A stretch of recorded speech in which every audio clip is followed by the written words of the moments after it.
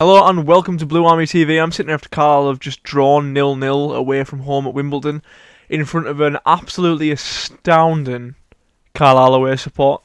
Over 1,000 people in London. That's one of the longest trips of the season, and there's over 1,000 people. You know, there's some teams in this division that only get like 2,000 at home. You know, and we're bringing 1,000 away fans to the other end of the country. It's absolutely insanely good. I just want to put my support out there for the away fans. Obviously, there's a little bit of a supporters branch in London, but regardless, that's an amazing effort from the Carlisle fans there. And long may it continue. You know, Paul Simpson's really put the belief back in the club. But onto the match, 0-0. It's a point away from home. You know, there's that cliche about you win your home games, just don't lose your away games.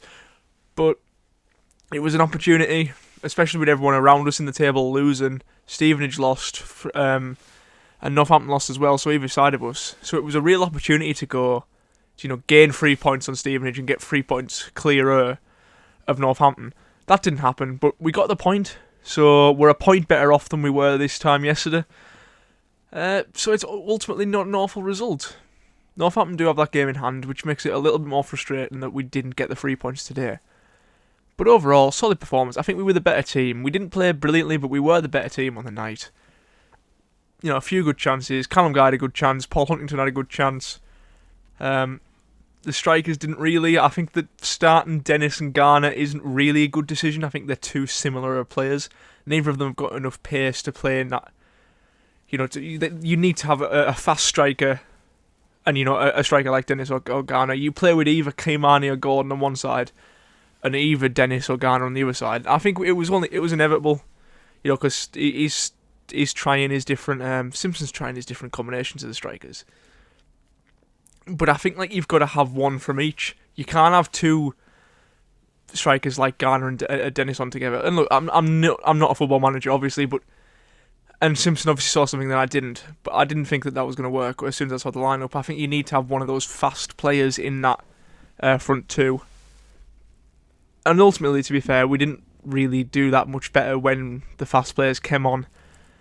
But it's not how I would have started the game. It was maybe a bit of a surprise for Wimbledon, and maybe Paul Simpson felt like he could get away with it because Wimbledon aren't on the best form at the minute. They've only scored 2 goals this year, and they didn't score one today, which is one of the positives.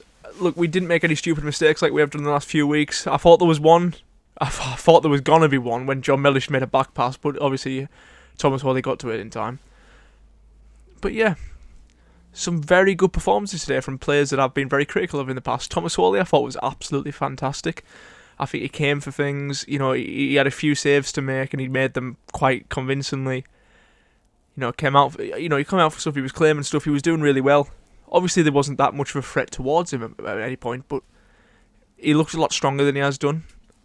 And I don't blame him for that mistake last week, but a lot of people were. So I think coming back from that, he's done really, really well. And another player I've been very critical of this season, Jordan Gibson.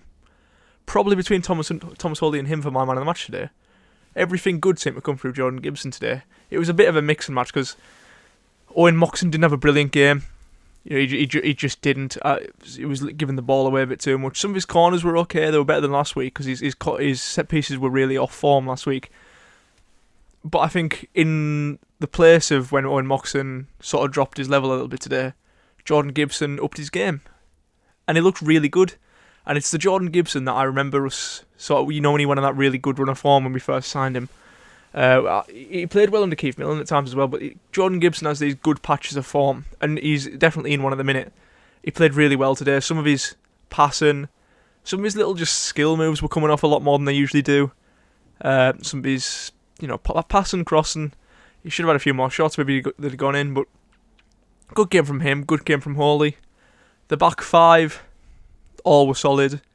That senior coming back into the team. Barkley's injured again for I think 2 weeks now. It's good to see that there's nothing wrong with Joel Senior because obviously being out of the squad completely for the last 2 weeks, I was starting to get a little bit worried that something had happened behind the scenes. Obviously that isn't the case because he came straight back into the starting lineup today, which was good to see because as much as I do like Ben Barkley, Joel Senior's our player. Ben Barkley's only on loan, so it's nice to see our player sort of playing instead of a loan player.